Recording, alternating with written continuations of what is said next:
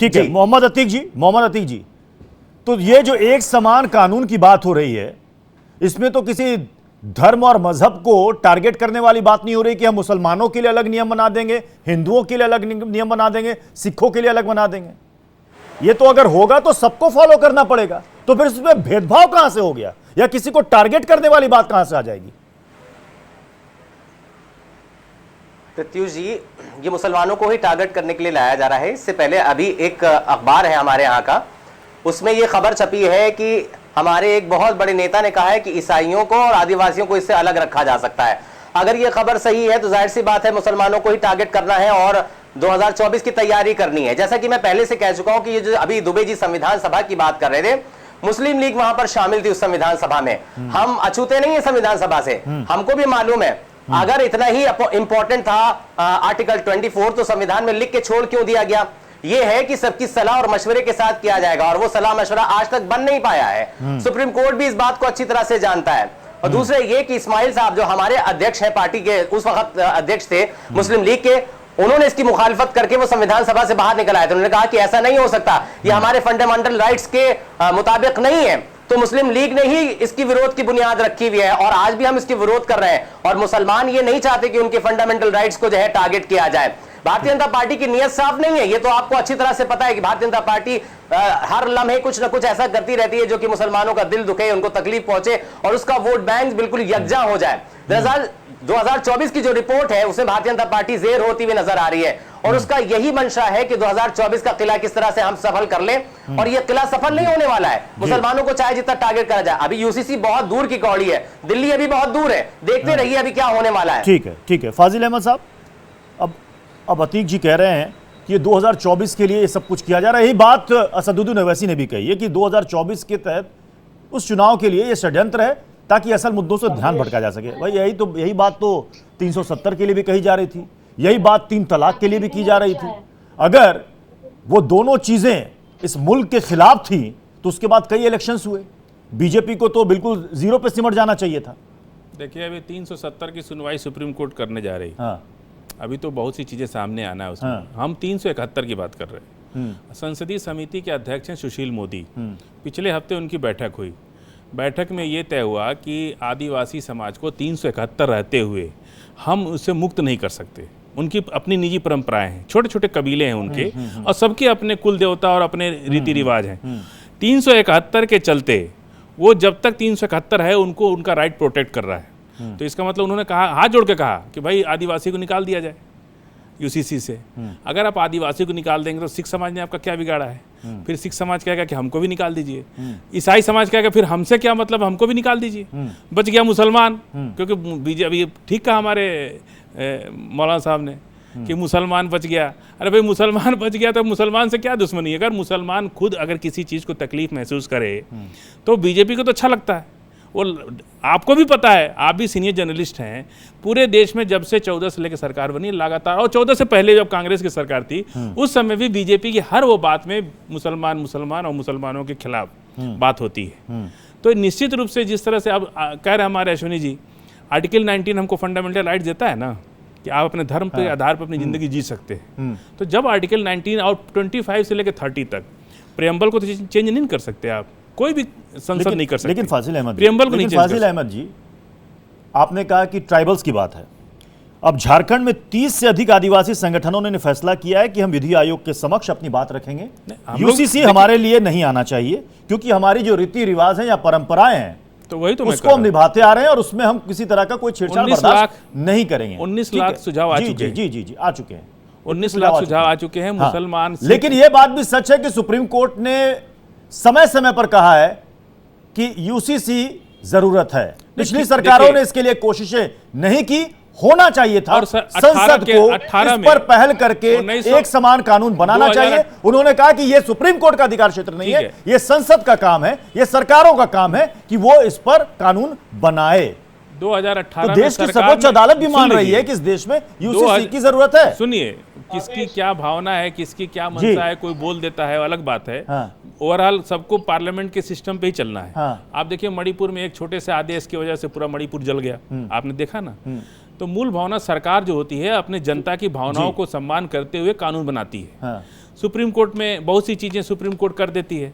फिर हरिजन एक्ट जो लगा था उसको सुप्रीम कोर्ट ने खत्म कर दिया था, सरकार ने वापस लाए उसको।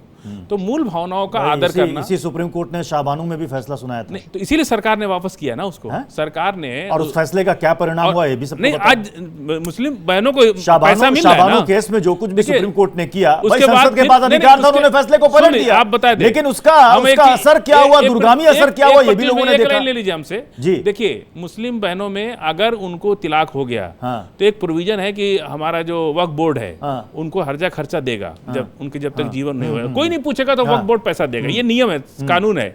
और उनको पैसा, गुजारे भत्ते का पैसा तो मिलने, उसके बाद 82 से ही मिलने लगा, आज तक मिल रहा है। ये तो प्रोपोगंडा फैलाया जाता है। अच्छा। किसी मुसलमान को जब तिलाक होता है तो उसकी बच्चों को और उसकी बीवी को उसका पति उसको भरण पोषण देता है 82 से। कितना देता है? जितना सब देते हैं, उसकी आमदनी के हिसाब से अदालत तय करती है। ये हिंदू मुसलमान उसमें कोई भेदभाव नहीं है। उसमें बेटियों को तो कम मिलता है सर। आप दूसरी संपत्ति के बंटवारे में। हाँ, संपत्ति में सुन लीजिए। देखिए, मैंने इसलिए बात कही भाई, शरीयत एक्ट क्या कहता है? शरीयत एक्ट क्या कहता है? देखिए, अगर संपत्ति के बंटवारे में मैं जाऊं तो बेटियों को क्या मिलता है उसमें? हिंदू सक्सेशन एक्ट, अगर मान लीजिए एक घर में एक बेटा एक बेटी है, संपत्ति का बंटवारा हो तो बेटी का कितना होगा, बेटे का कितना होगा, बता दीजिए। संपत्ति के बंटवारे में हिंदू सक्सेशन एक्ट में इन्होंने अभी कहा कि पिता की संपत्ति में बेटी का हक होगा। कब कहा? जल्दी कहा, जल्दी नहीं, 2-3-4 साल के अंदर कानून। प्लीज एक सेकंड सर, एक सेकंड सुनिए। उसके बाद हिंदू सक्सेशन एक्ट में 2005 में संशोधन हुआ। भाई, अगर कुछ चीजें गलत है, अगर गलत है उस एक्ट में, तो उसको बदला गया, उसको बदला गया, 2005 में बदला गया, बेटियों को भी समान अधिकार दिया गया। लेकिन आपके शरीयत में तो आप बदलना नहीं चाहते। आप पूरा आप बदलना नहीं चाहते। पूरा सुनिए तो। जी सर। हिंदू में क्या होता है, आपने वसीयत करने का अधिकार दे दिया। सक्सेशन एक्ट में बाप मर जाएगा तो तब ना मिलेगा बेटी को संपत्ति, और बाप मरने से पहले अगर बेटा को वसीयत कर गया। मुस्लिम एक्ट में क्या होता है कि बाप जो है अपने बच्चों को सिर्फ 33% ही दे सकता है, पूरी संपत्ति नहीं दे सकता। तो बेटी लड़ेगी ना? नहीं, किसी को। अरे क्या बात कर रहे हैं? मेरी बात समझिए। बेटी संपत्ति के लिए लड़ सकती है, पहले तो वो भी राइट नहीं था। वसीयत तो वो भी राइट नहीं था। नहीं, वसीयत हो जाएगी तो नहीं लड़ पाएगी। संशोधन के बाद बेटियों को वो हक मिला। अब आपके शरीयत में, अब आपके शरीयत में बेटियों को बेटे से आधा मिलता है, और अगर पति का इंतकाल हो जाए तो पत्नी को 6वां भाग मिलता है। अब आप बताइए, अंबेडकर साहब, मैं अंबेडकर साहब को कोट कर रहा हूं, अंबेडकर साहब का ये तर्क था। एक सेकंड सर, आप संविधान को मानते हैं ना? अंबेडकर साहब का तर्क था कि देश में महिलाओं को समानता का अधिकार दिलाने के लिहाज से धार्मिक आधार पर बने नियमों में सुधार बेहद जरूरी है। आजाद भारत में महिलाओं की स्वतंत्रता और समानता के लिए अंबेडकर साहब ने समान नागरिक संहिता को बेहद जरूरी बताया था। तो डाला क्यों नहीं उसको? डाला क्यों नहीं? ये अंबेडकर साहब का ये कहना था। अंबेडकर साहब ने पूरा संविधान बनाया ना। ये लोग गलत कोट करते हैं। वो भी कहते थे कि ये जरूरी है। अरे ये सुबह व्हाट्सएप यूनिवर्सिटी जो है ना, इस तरह का फैला रहे हैं। जाना चाहिए था ना। अरे भाई, कानून बना उसी टाइम बना दिए होते ना। तो समूह कासमी साहब, मतलब समूह कासमी साहब, नहीं, अंबेडकर जी ने जो कहा, आप कह रहे हैं व्हाट्सएप यूनिवर्सिटी है। नहीं, अंबेडकर जी ने नहीं कहा ये बात, ये झूठ फैला रहे हैं। अच्छा, झूठ फैला। अगर हिंदू कोड बिल को अंबेडकर जी ने पास कराया ना, सबके विरोध, जवाहरलाल नेहरू जी के विरोध के बाद में सुधार हुआ ना? नहीं तो हुआ ना? तो वसीयत दे दिया ना आपने, वसीयत कर दिया ना आपने, दो जगह फंसा कर रख दिया। मैं समूह कासमी साहब, मैं काम बढ़ा दिया। समूह कासमी जी आपके पास आ रहा हूं, लेकिन तुरंत इसका एक आपका रिएक्शन चाहूंगा इस पर। अश्विनी दुबे जी ये कह रहे हैं व्हाट्सएप यूनिवर्सिटी है, अंबेडकर जी कभी यूसीसी के समर्थन में नहीं थे।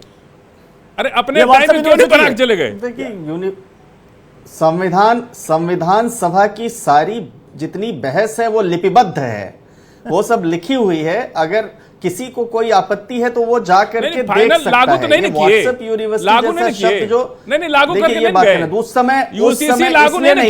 समय इसलिए नहीं लागू हो पाया क्योंकि उस समय के जो फंडामेंटलिस्ट थे, उसी तरह के फंडामेंटलिस्ट जो आज वो जो विरोध कर रहे हैं, उस समय का विरोध इससे और व्यापक रहा होगा। क्या परिस्थितियां रही होंगी, किस तरह का विरोध रहा होगा उस समय प्रत्युष भाई, कि यूनिफॉर्म सिविल कोड लागू करने के बजाय आर्टिकल 44 में छोड़ना पड़ा। और रिफॉर्म एक सतत चलने वाली प्रक्रिया। आपने बिल्कुल सही कहा कि हिंदू सक्सेशन एक्ट में 2005 में जो संशोधन हुआ, हमको ये वो संशोधन आप इंडियन सक्सेशन एक्ट भी इस देश में है, और इंडियन सक्सेशन एक्ट मेल और फीमेल के आधार पर बंटवारा नहीं करता है। इंडियन सक्सेशन एक्ट अगर मान लीजिए कि कहीं पिता की संपत्ति में उत्तराधिकार अधिनियम और जमींदारी अधिनियम, ये 3 उसी समय आया। 3 में कौन पास हुआ? सिर्फ एक हिंदू कोड बिल पास हुआ, बाकी 2 नहीं पास। जमींदारी उन्मूलन आज भी जमीनें बराबर नहीं है, किसी के पास 100 बीघा है, किसी के पास 100 धूर जमीन नहीं है। देश के अंदर हर नागरिक के पास एक घर बनाने की जगह तो होनी चाहिए ना। प्रत्युष जी, अगर ये बात, जमींदारी उन्मूलन अधिनियम क्यों नहीं लागू हुआ 1952 में, 55 में? तो जब जमींदारी उन्मूलन अधिनियम लागू नहीं हुआ, गोवध अधिनियम नहीं हुआ, हिंदू कोड बिल लागू हो गया। इसलिए हम कह रहे हैं कि बहुत सी चीजें अधूरी छूट गई हैं। आप जमीन सबको बराबर बांट दीजिए। देश में शिक्षा एक बराबर नहीं कर सकते आप, शिक्षा एक बराबर कर दीजिए।